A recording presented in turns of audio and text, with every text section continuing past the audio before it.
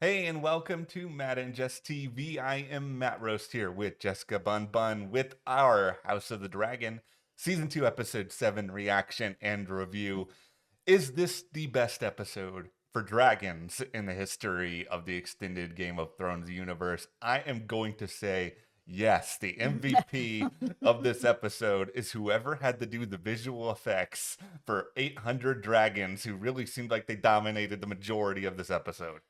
That whole sequence down in the dragon pit was beyond terrifying. It was one of the first times in this show, or sort of just in general, watching dragon content where I actually felt fearful, where I was just like, nope, nope, get me out of here. No way. I do not want a dragon. I'm not interested. I don't know why any of these people are interested. There has to be a real desperation there to be wanting to be in that position because it was terrifying. I spent a lot of time thinking about, okay, number one, would I have ever said yes to agree to go there? Probably not. But I was like, okay, I'm going to assume that I say yes. At what point in this process am I trying to run out of there like the coward that I am? And I think for me, it was the moment that I saw how big Vermithor was, I would have just been like, I'm out, and then Yeah, I would have no, just thank left. you. I did not need to be there for the roasting of all of these different people. This just did not seem like a good job offer. It seemed like the interview process was there's about a 90% chance you're gonna die within like the first 5 seconds. Congratulations. Yeah, no, it didn't. Obviously, the people that were there had a real either desperation of what was going on in King's Landing. There's no food. Hugh is there to try to help the best that he can, his family, and, other people are there to just have a claim. They want to rise up, change their station in life in any kind of way, and they're willing to die for it. Me? No, no, thank you. What about you guys? Would you do this if you had a chance to ride a dragon? Is it worth it? I just think what made this story so effective and what made, I think, this plan on Rhaenyra's part so smart is that these are people who have basically been told forever that they're nothing. Their own parents don't want to accept them. They're sort of just looked at as the dregs of society. And Hmm. she's telling them, I can give you power. I can give you importance. I can make you feel special in a way that you've never felt before. And I got to Hmm. imagine, this is why it's hard to put myself in this situation. I do not live in the world of Westeros. I do not experience the lows of Flea Bottom or any of these other places. I can't imagine what that's like to suddenly then have this opportunity. Yeah, that's why for me, the MVP of this whole episode was Jace. Seeing his reaction to this and how he felt about himself, how he felt about his mom's decisions, the moment that he was just like, basically, you couldn't have picked somebody with blonde hair, huh? You had to pick somebody with brown hair. You had to do this to me. Like, his reaction was just so real. And, when he was first coming at her and talking to her about this, and he came across like he had this chip on his shoulder, be like, hey, what about me? These people are lowborn, I'm here, sort of thing. You could see his just worry because he knows that he is kind of part of this, but not really, but kind of. And here comes in all these silvered haired beauties that are taking dragons that might have claims as well. Like, it was really good. He ate up that scene. It was really good. I have mixed thoughts about Jason this episode. Yeah.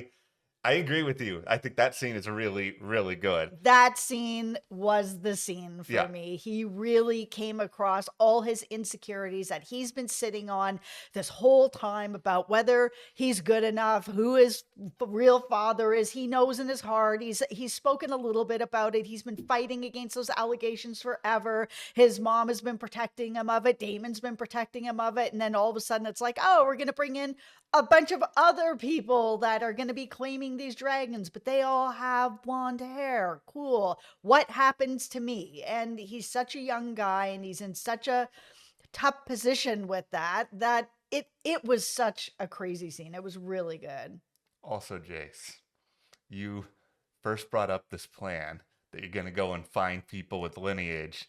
And then when the next phase of the plan starts hatching, you get upset Yeah. Jace, this is your plan. This would not have started if it wasn't for you. Listen, I think he thought that everyone that was going to come in might look like him or guess so, might, yeah. I think it got very real for him once he saw like this lineup of silver-haired people coming in and claiming dragons, that all of a sudden he was like, uh-oh, like I'm going to be able to help my mom win this, but at the same time, then what's going to happen to me? Am I no longer the heir? Because here are people that clearly look like Targaryens.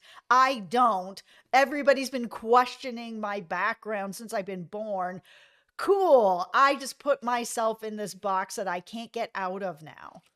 Rest assured, there is so much more dragon talk in this video. The most dragon talk we've ever had. Before we get into that, though, and wonder who is going to turn things around on Rhaenyra. As all these people really going to side with her?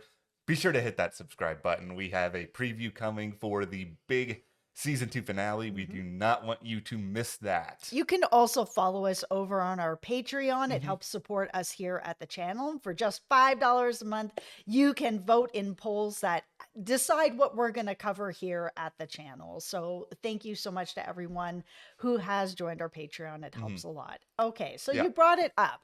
Who's going to turn on Rhaenyra? This was my fear in our last review that we were talking about, where it's like, okay, cool. You're going to get a whole bunch of people together and you're going to put them on these dragons. They're not going to know how to ride them. We even saw Addam at the beginning of this show up and be like, hey, this dragon chose me and I'd like to learn how to ride it because I don't know what is happening. It took me for a ride. Like, I don't know how to ride it, sort of thing. Yeah. That was one of my concerns. I was like, okay, you're going to put these people into battle and they've been riding for a minute. Yeah. But at the same time, you're also taking people that, like you said, sort of have had it a lot harder. And why are they then going to want to go die for Rhaenyra? Like, okay, she gave them the opportunity, except for Addam, who was chosen. It gave them the opportunity to see if a dragon would match with them, a dragon match with them.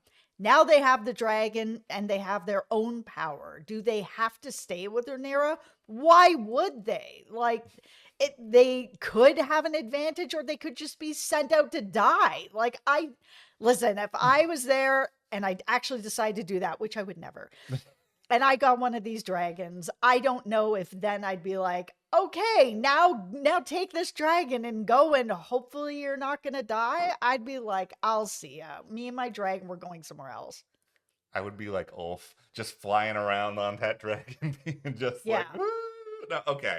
It's just such a huge ask. It's a huge ask. And there's something exciting about being a dragon rider, but there's also, that phrase, absolute power corrupts absolutely. So I think this is why it's a big leap to assume that all these people will end up being on Rhaenyra's team. I want to say something here from the start. I know that there will be people in the comments who are immediately going to be like, well, in the books, it's X, Y, or Z. And my response is, yes, you're probably going to be correct in that. However, I haven't read the book, so please don't leave that comment. I don't want to know. Yeah, don't spoil it for anybody else. But even if you have, just remember that the books themselves are sort of told from multiple perspectives, and there's things in there that may not end up being true. And then there's also the opportunity for the show to change things. And they have already. Yeah, there's been pretty significant changes this season as it is, or there's been some stuff, and we'll get into this a little bit later, that was kind of speculated about, but the show is confirmed further. So I don't want to make any assumption just based on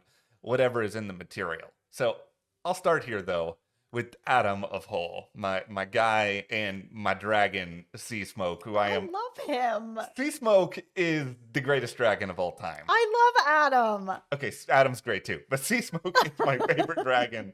I mean, Moon Dancer's still my favorite name, but Sea Smoke, when they first arrive on the shore for this meeting with Rhaenyra, Sea Smoke is just like so protective of Addam. You just sort of see it. It was just really adorable. It's like, you guys just met, and he's just sort of like, he's your guy, Sea Smoke. He is. It's like those friendships that you meet somebody and you just know that you're going to be really good friends from the first time that you meet them. You're just like, you're going to be my bestie, and I absolutely know it. It's coming.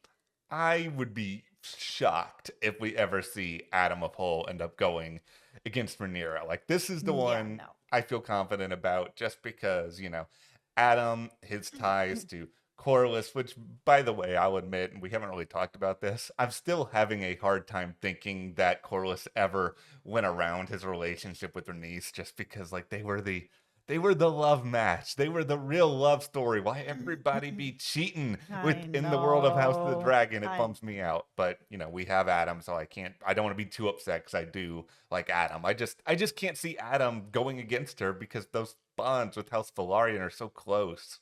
Yeah, and I found it really interesting that he decided to keep his secret. I mean, he knows that Corlys is his father, and he is just mum about the whole situation. He's just like, I don't know why this is happening to me. Who knows? It's a mystery. I think Rhaenyra at a certain point she's like, okay, you know what? Do I believe him? No, but do I also need him? Yes. And so I'm just Yes. gonna roll along with this. Yeah, that's why she's doing this anyways. I mean, and now she seemingly has quite a lot of dragons on her side. I mean, even watching Aemon run out of the castle, fly onto that horse, that scene was crazy. Yeah. 1 foot fly up in the air, up onto that horse. Oh, the spoils of youth. I wish I was that athletic. I just Never almost that athletic. fell down the stairs this morning because my leg is just so old. I'm just so old. Oh. Anyways, watching him fly up onto that horse and go out and to the air and then see Rhaenyra with all these dragons, even he was like, oh no, it's like let's turn this around and go home. I was just like, that's not even like half of what's going on with her. Because if we're really kind of counting who's got dragons on her side at this point, I mean, it's her. Bela's got a dragon, Jace has a dragon, Hugh has a dragon, Ulf has a dragon. I mean, there's a lot of dragons that are going on here, and we're not even talking yet about Daemon. Like, where is Daemon? Addam's got a dragon, and if Daemon comes back, he has a dragon. We haven't even spoke about the sheep stealer out there yet, like she could end up having that dragon as well. There's Rhaenyra's gonna end up with that dragon. I think that's probably going to be the case. And then I think there's probably going to be, once again, book fans that are thinking, oh, why is it happening this way or that way or whatever. But we'll get to that with Rhaena whenever it happens. But Rhaena's going to end up with that dragon. They even established it further in this episode. Absolutely. So technically, we could end up on Rhaenyra's side with 8 dragons, and that's quite a lot. And then you look over at Aemon's side, and it's like, it's him, his sister, his brother, and, Aegon, maybe. I mean, he's kind of in a different situation. Yeah, he's got the biggest, baddest dragon in the universe, but clearly it wasn't enough when he rolled up on Rhaenyra and was like, oh no. Yeah, maybe Vhagar is the equivalent of 2 normal dragons, but, it's not 3, not 4. 8. It's... Right now, if this whole plan comes together, then it's basically Team Black is going to play the rest of the Dance of Dragons on easy mode, and it just feels to me that that's too easy for this group. Like, there's got to be some element of imbalance here. There's got to be a way that somebody potentially defects to some other side. Let's get into Hugh then, because I will be the first person to admit they cast actors who kind of look a little bit similar in Hugh and Ulf. That I know. There have been times before this episode that I have been very confused as to which one of them I'm actually watching at a given point. But Hugh, as you laid out, Hugh is a smith. He goes over there to try to find some sort of purpose. I mean, the case for Hugh being loyal is that it seems like Hugh is a pretty honorable guy. He seems to really value heroism. He survives this large fire that's taken out all these different people. I do kind of have questions though. Is he basically doing the Squid Game red light, green light, where he's just letting all these other people be taken out and he's just sort of hiding behind like a dead body and then jumping out at a certain point? Well, I wonder if he's gonna turn and go back sort of to Team Green. I mean, they've promised him, I know they promised him for a long time to put coin in his pocket for everything that he was doing working for them, and that they hadn't paid him yet. But could that turn it around at that point? Could Aemon just be like, pay the man, give him his money, give him some extra, and then here we go. And then he'll be like, all right, because he was pretty loyal there for a really long time. So he seems like the one who would be the most likely to of the group, just because, like you said, he has some sort of relationship with Team Green yeah, already. Now, he has a reason to go and be on Team Black for now, but those operative words. For now, could money change things? Could, leverage change things? Hugh's yeah, family still all the way back there. Like, yeah. there's all these different variables.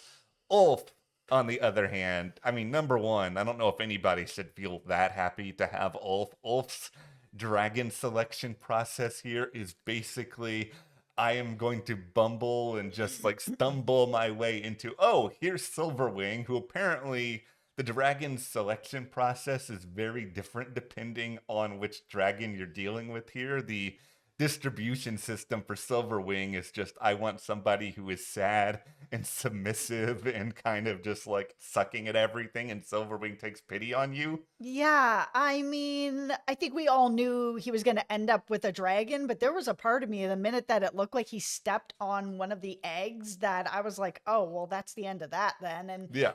this show will take big swings and kill off characters that you don't expect to be killed off. So I was like, maybe. I mean, it seems very obvious that he's going to end up with a dragon. Yeah. Is it possible that that's the one misstep where Silverwing is like, oh no, no way, man. We had something, but you blew it. See, here's where I am with Ulf right now, which I will admit, I find Ulf to be pretty entertaining, mostly just because Ulf is such a disaster. I mean, you're basically giving a dude who's been drunk at the pub for most of the season, just yelling about his lineage, one of the most powerful things in the entire Seven Kingdoms. I don't think he's necessarily going to deliberately go against Rhaenyra, but this guy may visit the pub before getting on a dragon, kind of reenacting Aegon from earlier this season, and he may end up just like flying the dragon into a wall or accidentally setting the wrong army on fire. This is the biggest problem that I think Rhaenyra is really gonna have. Mhm. Like, yes, it's a great idea, sort of, to get everybody Mhm. on dragons and have more dragons. Cool. But if they can't ride them and they can't fight with them, then it doesn't matter. It's like giving the keys to a kid to drive a car. If they can't drive the car, then it doesn't matter. They can't get you to the hospital, right? So what's the point? I will just say in general, I'm really surprised by how much I've enjoyed a lot of the dragon stuff because Mm. my biggest fear with a show like this, especially one that's relying this heavily on CGI, is just that you're not going to give any of these things personality. And I think I may have even made a joke, whether it was this season or last season, that I'm never going to remember any of the dragons' names. I'm never going And to. here you are. I know, and now here I am being like, Moon Dancer, Vermithor, I know, Silverwing. It's just like they really made these dragons have personalities. They really made me care, invested. I'm not going to Yeah. sit here and say that I remember every single one of their names. Like, the only reason I remembered Sheep Stealer that you mentioned earlier is because I saw it online. I was like, oh, that's a pretty memorable name. I might actually not struggle with that one. Well, that's what they're doing. Yeah. They're stealing the sheep. It's a perfect name for the dragon. What can you say? But they've done a very good job with that. And this is where it gets interesting with this show because you do such a great job with the dragon stories, with Rhaenyra's plan. And with the Jace story. Yeah. And then you do the Daemon story, which just continues to Yo. be drawn out, Bruh. bad, bruh, whatever word you want to say. I do not care about the Tullys. I do not care about all of these other people, the Blackwoods, the Brackens. I barely remember what they're called. Well, here's the biggest sort of issue with this story is, he's raising up people to try to fight for him. Yeah. Okay, that's fine. But we all watched what happened earlier with Cole and his group of people. I mean, the Hightowers have quite a large number of feet on the ground, and it didn't matter because the fight is in the sky. So while Daemon is over here gathering more feet on the ground, it's kind of like, okay, but now Rhaenyra is going to have like at least 6 dragons, if not more. And then you've got Team Green who's going to have a pile of dragons as well. These feet on the ground don't matter. Like, they just don't. We've seen that they don't. So he's going to gather people together to what? Be ash on the ground? It feels It's just not helpful. it just feels like he's to himself being like, I gotta do something. I gotta show that I can do this. And He's just so far removed from what is going on, and he Yeah. doesn't know what is happening. Damon just thinks that this is the way to win things, and it really isn't. He's kind of like that football player in high school that's now like 50 and thinks that he knows what's what, but the game has changed. I'm gonna dish maybe one of my few opinions that will have me fighting in the comments after this video. I think what should have happened here with this storyline is, well, for starters, House of the Dragon needed to be 9 or 10 episodes, not 8. 8 Yeah. is not enough. We need more story. But then if you do that, make all of Damon's storyline one episode. Just have one episode that's the big Damon episode. You spend almost all of it with Damon. You're condensing this whole story. But then you can really build out, here's the cameo from young Rhaenyra, here's Paddy Considine. You can put all that stuff into one episode. And I think you could have a bigger total impact of it, because then you could leave that episode with whatever Damon storyline is going to be moving into the finale, which is hopefully going to be him just deciding he's going to go back to Dragonstone or do whatever else with Rhaenyra again. And it just feels like it would have probably been a better self-contained episode than we're just stringing all of this along all season with all of these characters that just we don't care that much about. And I know once again, book readers are going to be like, well, this is where he was in the books. It's like, okay, that's great. But this, I think, is a spot they could have taken some liberties and I would have been fine with it. Yeah, it's fine that that's where he is in the books, but we're watching a TV show. It's not the same medium. This TV show can't put in 700 pages. It's a TV show. It's only, a few episodes. So and because it's a different medium and people are watching instead of reading, it's very different. So yeah, I agree. They could have either put it all into one episode or just over a couple of episodes,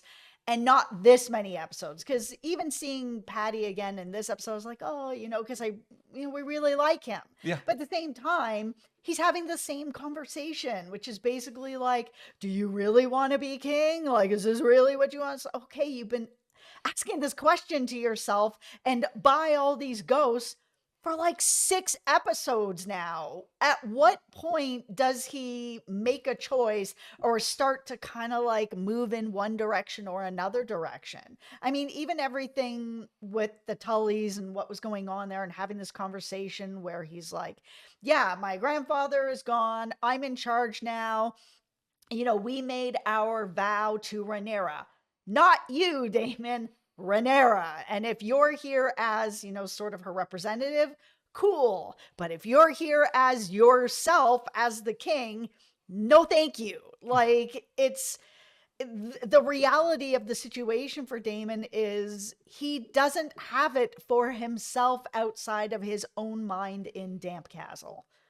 He needs to find a way to figure this out, and there needed to be a bigger catalyst for him to figure it out. I don't know, an episode or two ago. And this is the other thing. The storyline's been pretty inconsistent, where Alice was kind of a big part of it for a little while. And we had all these theories about now all of a sudden, like, Alice is not as important. Now we're dealing with the Tullys again. Now we're dealing with these other people. And it's just, make up your mind as to what this storyline is going to be, so that then we can move on from it and into some other things that we're actually more excited about.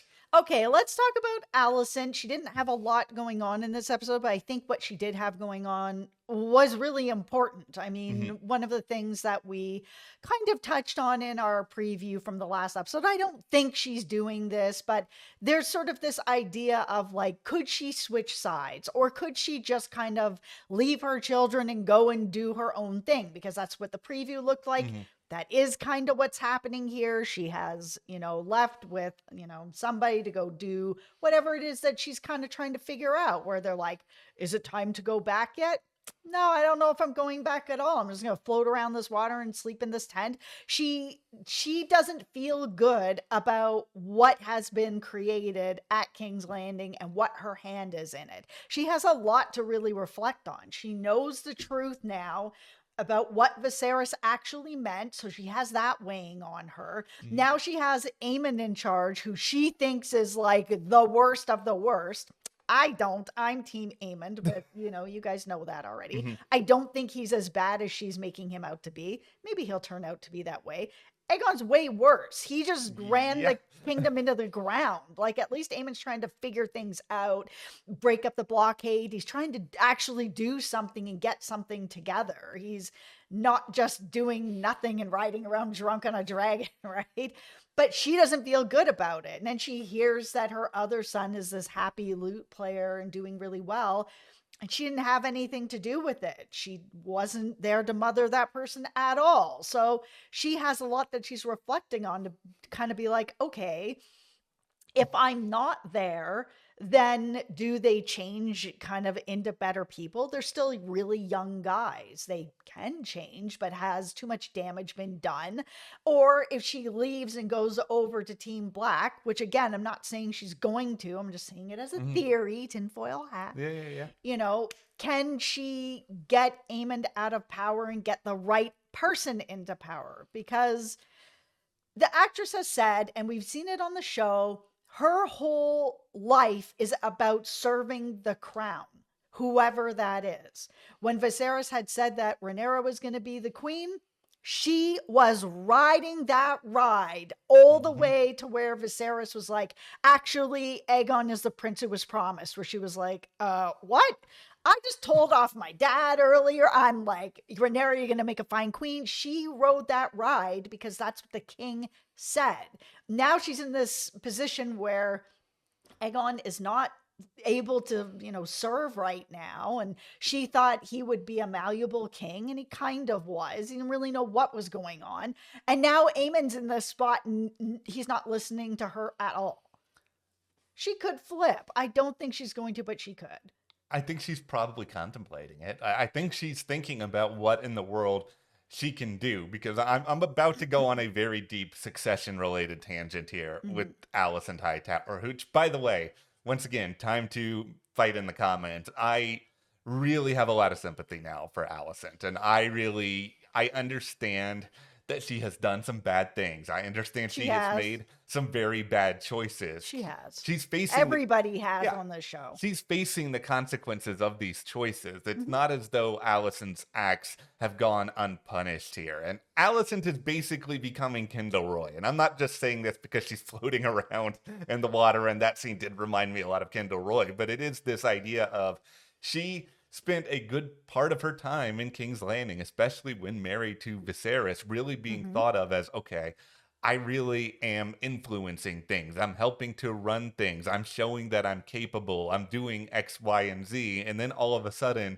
she's finding that, oh, without Viserys, you're not really that useful anymore. And now they put Aemond, who, it's the mixed metaphor here, guys. I'm not saying it literally, but Aemond is kind of like the Roman Roy of this group. I love Roman. I know. You love Aemond, so it's perfect. And listen, Roman would have run that empire just fine. He would have been great at Royco. Yeah, that's the thing. It just feels like, I wouldn't necessarily trust Aemond to do a lot of public speaking, just like I wouldn't trust Roman to do a lot of public speaking, but he still is a competent person who has a lot of ideas. But I think what Alicent is feeling right now is this loss of power, this loss of control, this realization that she was wrong about so many different things and that there's nothing that she can do about it now. And she's just feeling really helpless and adrift. And that's an emotion that I relate to, that I think a lot of people probably relate to. And I think the only way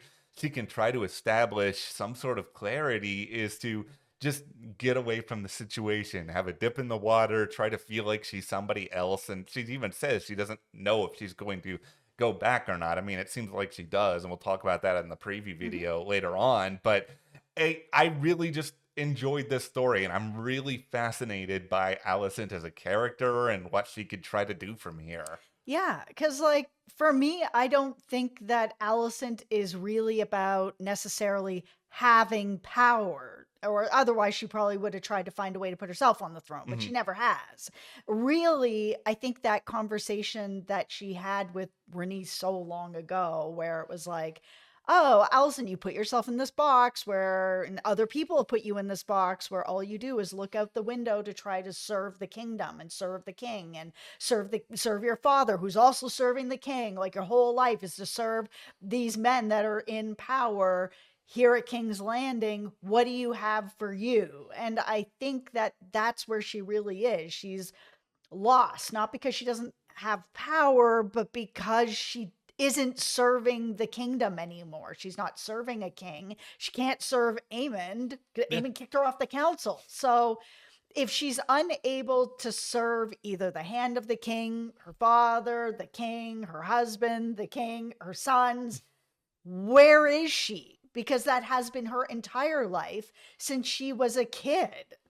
She just doesn't have anything at this point, and she's just in this precarious position where, you know, her kids are older, they're thinking more for themselves. She doesn't necessarily have a direct role with any of that, and you know, Aegon is already being cared for in his own way here, which, by the way, Aegon's caretaker is apparently now Larys, which just feels like this is one of the last people I want looking after me, even if he's trying to come up with these like little ways that he can undermine Aemond and not telling Aemond all the information. Yeah, he's in it for himself. He always has been. But yeah, having him be like, okay, we're not going to tell Aemond this bit of information. Oh, Aemond's off doing something else. Cool. I'm going to send people in to give physical therapy to Aegon to get him back up on his feet as quickly as possible. In where they're even like, it's too much. It's too much too fast. Okay, but Aemond's going to be back soon. And once they're back, I can't be getting him back up on his feet anymore. Aemond's gonna stop that. So like,